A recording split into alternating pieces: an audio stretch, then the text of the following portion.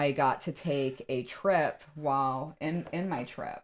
I was in Iowa and found that I was only 2 hours away from the Villisca Axe murder house, and that's on I think every paranormal person's bucket list. So I went out there. So next week, I'll have a PowerPoint with some of the pictures I took and kind of share a little bit and talk about how psychics assist in investigations and what we do.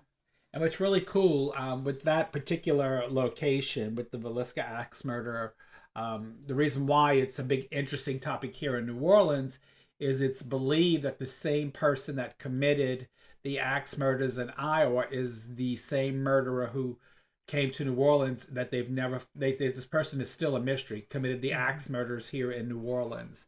And so they believe there is some kind of connection. Yeah, because it was, oh, okay, so that murder happened in 1912. Right. And the axe murders in New Orleans were, I think, 1918. Yes, yeah, 1918.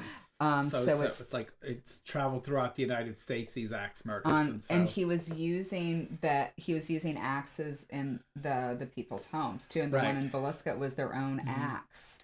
So I mean he traveled light. Yeah, he traveled light. It's an unsolved mystery. And so what was really cool was there's a haunted hotel here in the French Quarter of New Orleans.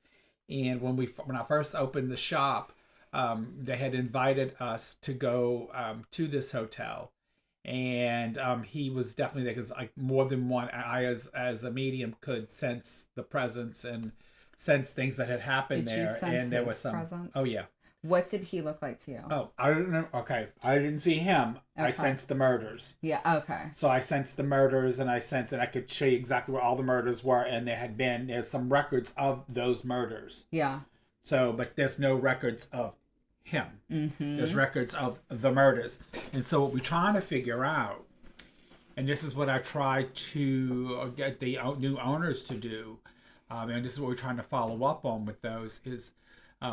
The owners were trying to get them to go back to the city holds records, and so they should be able to find the old registries.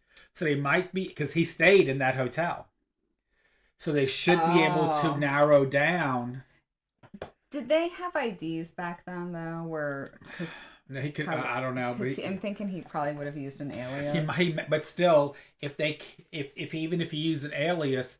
If they go to these other cities, he may have used that alias in another city. Yeah. So it would at least give us a clue of something about him. That's interesting. Okay, I didn't go that far. Right. So that was really, really, really interesting. Or handwriting, too. If there's like a different way, like he signed his F's or something. And actually, there is one of my good friends, and she may be even online tonight. She does follow our podcast. Hi, Johanna. Hey. She even follows our podcast. She is America's #1 hand analysis person.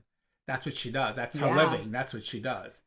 That would be cool to get a hold of. And so she does. She would definitely do that for us if we just got to find those ledgers. Right. That sounds so scientific, or it makes me feel like educated to use the word ledger.